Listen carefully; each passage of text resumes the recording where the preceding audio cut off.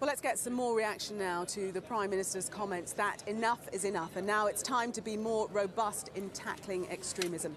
I'm joined by the Senior Fellow at the Institute for Strategic Dialogue, Rashad Ali, himself a former radical. The Prime Minister says enough is enough. Tim Farron said enough was enough 2 weeks ago. What is the point at which we will see a change in strategy?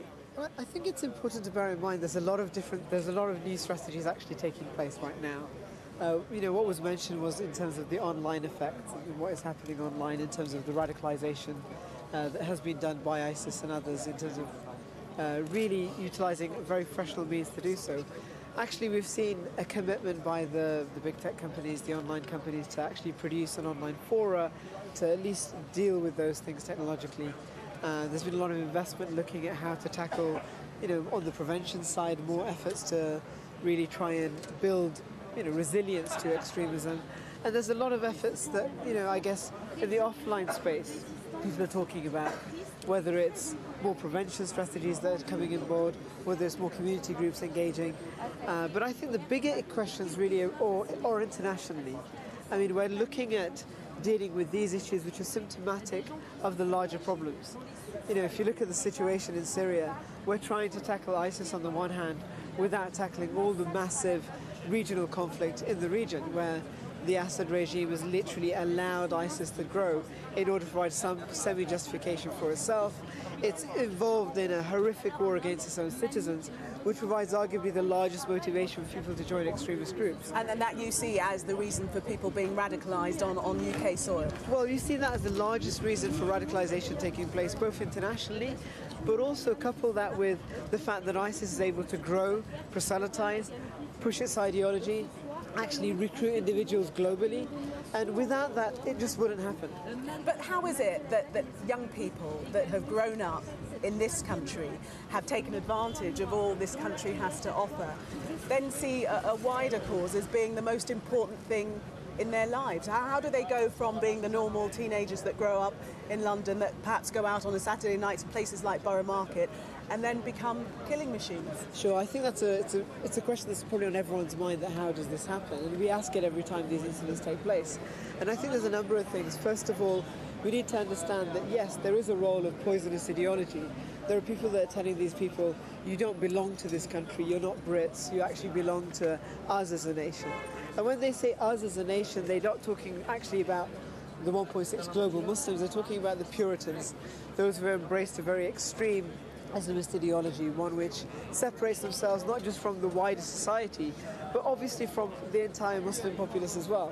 And so they have this type of sectarianism where they belong to that group. That's the in-group, and everybody else is part of the out-group. You couple that with a host of kind of smattering of religious scripture, you couple that with political grievances that people have, whether it's the situation in Syria or the previous wars in Iraq, and you have this type of cocktail of kind of identity politics, religious extremism, political ideology, the nurturing of grievances and manipulation of grievances, which makes an individual then see the world in a completely different light. He's no longer now someone that lives in a country where his religion is respected, he has the freedom to practice his faith. He is no longer part of a diverse Muslim diaspora that's part of a broader British cultural society with different countries, different cultures celebrated. He now belongs to a revolutionary group, a radical Islamist group, one which is separated from the entire world and is on this pathway to establishing its glorious caliphate, this glorious new world order that is going to challenge everything in front of it. And therefore the greater good justifies such atrocities.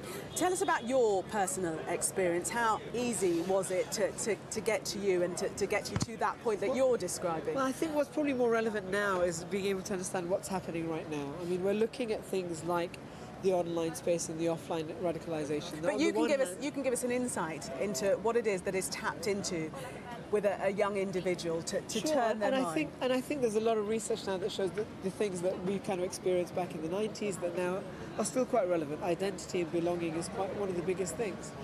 Understanding political grievances, the role that manipulating religious sentiment in creating a political ideology which captures that all together.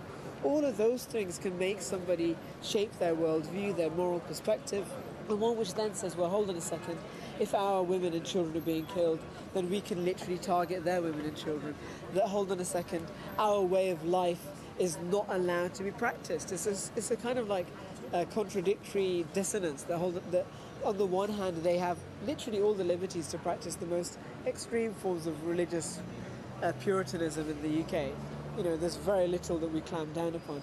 Yet at the same time hold this contradictory idea that we're victims and we need to spread our ideology. And so couple that with reasonable grievances about what's happening in the world. You know, if you look at what's happening in Syria as an example, where 500,000 people have been killed, where literally millions of people have been displaced, and the world has sat back and done nothing, it poses a question of, do we really believe in human rights? Are we really going to stand by and allow this to take place?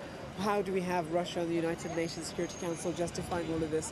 What are we really going to do? And so all but those those political things thoughts come don't together. really justify murder, though, do they? No, of course not. Which is why it's all the things that I mentioned. It's a sense of belonging which makes you identify with a certain set of group that are being victims. It's a certain mindset that says, well, our morality is very different. We are now in a war and these people are in an asymmetric war with us. It's certain religious justifications that come in and say, well, actually, hold on a second. You know, even if we kill innocent people, they may go to paradise. There's all sorts of strange things. But are there religious that couple justifications? Because these are questions that people are asking the whole time.